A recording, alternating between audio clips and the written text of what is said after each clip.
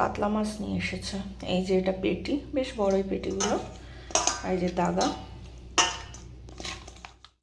Hello বন্ধুরা, কেমন আছো তোমরা? সব আশা করি সবাই তোমরা ভালো আছো। আজকে কি কি রান্না করব এবং কি কি বাজার হলো চলো তোমাদের সাথে একবার শেয়ার করে নিই। আজকে সবজি বাজার এনেছে।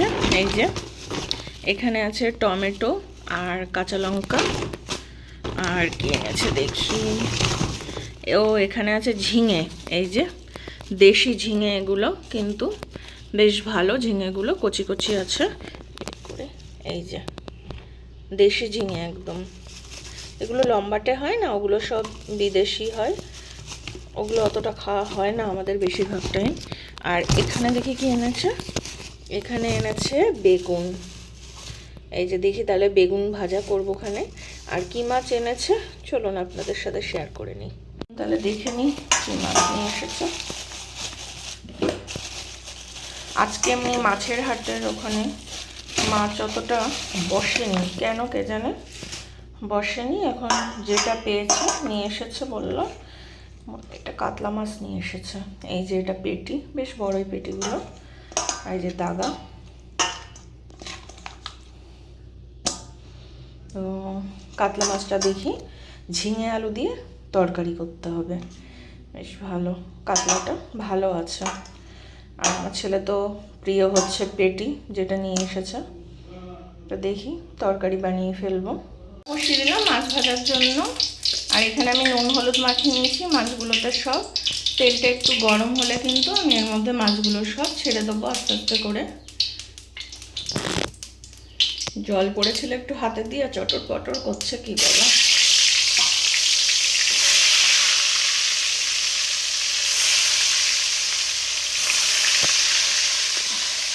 মাছগুলো সব ভাজা হয়ে গেল। এবার আমি এই যে এখানে ঝিঙে আলু কিন্তু কেটে নিয়েছি মাছের ঝোল বানাবো বলে। তো এবার মাছ ভাজাগুলো দেখে ঢেকে রেখে এবার ঝিঙে আলু দিয়ে দেখি মাছের ঝোলটা বসিয়ে দিই। ওদিকে তেল গরম হয়ে আছে, আমি তেলটা একটু কমিয়ে নেবো, বেশি তেল হয়ে গেছে। একটু ফোড়ন দিয়ে দিলাম, জিরে ফোড়ন। এবার আমি দেখি এই তরকারিগুলো দিয়ে দিই এর ভিতরে। ঝিঙে আলু এর মধ্যে দিয়ে দিলাম। এবার নুন হলুদ দিয়ে এটা ভালো করে ভেজে নেবো।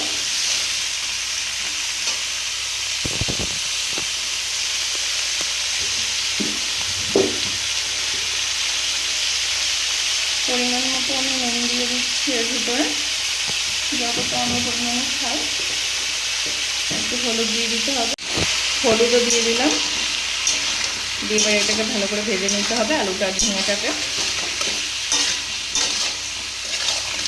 ভালো করে ভেজে নিয়ে তারপরে কিন্তু আমি মশলা করে রেখে দিয়েছি এখানে, আদা পেঁয়াজ কাঁচা লঙ্কা বাটা, এইটা দিয়ে দেবো। একটু ভাজা ভাজা হোক। এটা আগে ফ্যামিলিতে বিয়ে হয়েছে তো ওনারা সবাই একটু লাল লাল ঝোল ঝোল পছন্দ করে।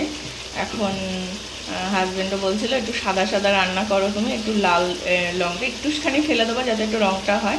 আমি বললাম ঠিক আছে তাই দেবো। তা এখন এর মধ্যে একটু লঙ্কার গুঁড়ো দেবো, একটু জিরের গুঁড়ো দিয়ে দেবো। দিয়ে দিয়েছি অল্প করে জিরে গুঁড়ো আর লঙ্কার গুঁড়ো। এবার কিন্তু মশলাটা ভালো করে কষিয়ে ফেলবো।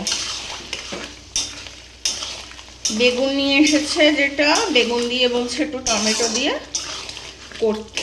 দেখি এখন বেগুন দিয়ে টমেটো দিয়ে খায় নাকি আরেকবার জিজ্ঞেস করে নিই, যদি বেগুন ভাজা খায় তাহলে করবো, না এলে টমেটো বেগুন করব। তখন এটা কষিয়ে একটুখানি হয়ে গেলে, লেগে লেগে মতো আসলে একদম কষানোটা হয়ে গেলে তারপরে জল দিয়ে দেবো এর ভিতরে পরিমাণ মতো। ঝোল করলে মাছের ঝোল বলে একটু বেশি বেশি রাখবে ঝোলটা, ওই জন্য আমি একটু জলটা বেশি দিলাম ঝোলে। মাছের ঝোলের যেটা একটু পাতলা হবে, কেননা হাজব্যান্ড বলছিল একটু বেশি করে ঝোল দিতে পারো না, তার জন্যে কিন্তু একটু জলটা বেশি দিয়েছে। এবার ফুটে উঠলে কিন্তু আমি এই যে মাছ ভেজে রেখেছি সব গামলার ভিতরে, এই মাছগুলো সব আমি এর ভিতরে দিয়ে দেবো একটু ফুটে উঠলে। আর এর মধ্যেই কিন্তু কষাতে কষাতেই দেখবেন আলুটা পুরো গলে এসেছে। এই যে দেখুন একদম নরম হয়ে গেছে আলুটা, কিন্তু এই যে একটুখানি ফুটে উঠলে তারপর আমার মাছটা কিন্তু দিয়ে দিতে হবে এর ভিতরে। মাছগুলোকে এবার আমি সব দিয়ে দিলাম এর ভিতরে, হালকা ফুটে উঠেছে। আর যেহেতু একটু বড় পিস কাটা মাছগুলো না সিদ্ধ হবে না, ওই জন্য দিয়ে দিয়েছি আমি। এবার ঢাকা দিয়ে দেবো আমি, এটা ফুটে উঠলে কিন্তু হয়ে যাবে, খানিকক্ষণ ফুটলে। আমাদের মাছের ঝোল কিন্তু পুরো রেডি হয়ে গেছে। এবার একটু ঝোল ঝোলই রাখবো, দুই একটা আলু না আমি এরকম একটু গলিয়ে দেবো যাতে একটু ঘন ঘন হয়ে আসে, যে পুরো রেডি। এবার আমি কিন্তু এটা বন্ধ করে দেবো, ঝিঙে আলু দিয়ে মাছের ঝোল হয়ে গেল। বন্ধ করে দিলাম। এদিকে আমি কেটে নিয়েছি কিন্তু টমেটো, বেগুন আর পেঁয়াজ কেটেছি। তো প্রথমে আমি বেগুনটা আর পেঁয়াজটা ভেজে নেবো, তারপর লাস্টে কিন্তু টমেটোটা দেবো। আর এতে একটু কাঁচা লঙ্কাও দেবো আমি। তো কি করে করি আপনাদেরকে দেখাচ্ছি। বেগুন টমেটোর ভর্তা। একটু আমার ডিম ভেজেছিলাম এই কড়াতেই আমি করে নেবো। তো এর মধ্যে আমি একটুখানি জিরে ফোড়ন দিয়ে দিয়েছি আর একটু তেল দিয়েছি। এবার জিরে আর তেলটা একটু গরম হয়ে ফুটে উঠুক, তারপরে কিন্তু আমি এদিকে এই যে বেগুন কেটে রেখেছি, বেগুন আর পেঁয়াজটা দেবো, টমেটোটা একটু পরে দেবো ভাজতে।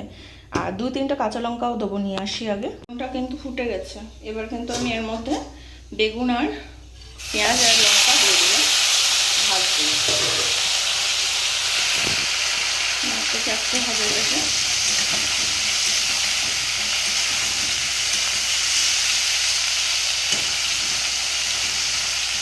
ভাজা ভাজা হয়ে আসছে সেটা। কিন্তু লঙ্কাটা ভালোই অনেকটা ভাজা হয়ে এসেছে। এবার কিন্তু আমি টমেটোগুলো এর মধ্যে দিয়ে দেবো, আর একটু নুন হলুদও দিতে হবে। আগে কিন্তু আমি নুন হলুদটা দিইনি। নুন হলুদ দিয়ে দিলাম, দিয়ে কিন্তু এই কষাচ্ছি টমেটোর সাথে বেগুনটা।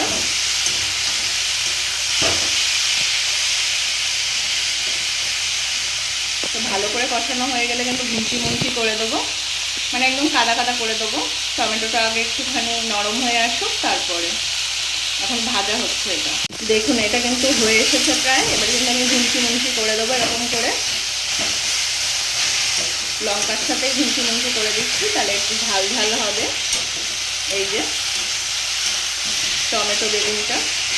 আর এটা একটু ধনে পাতা দিলে খুব সুন্দর খেতে লাগে, কিন্তু আমাদের ঘরে আজকে ধনে পাতাটা নেই, মানে বাজারে তেমন ভালো ধনে পাতাটা পাইনি, ওই জন্য আজকে নিয়ে আসিনি। ছেলে বলল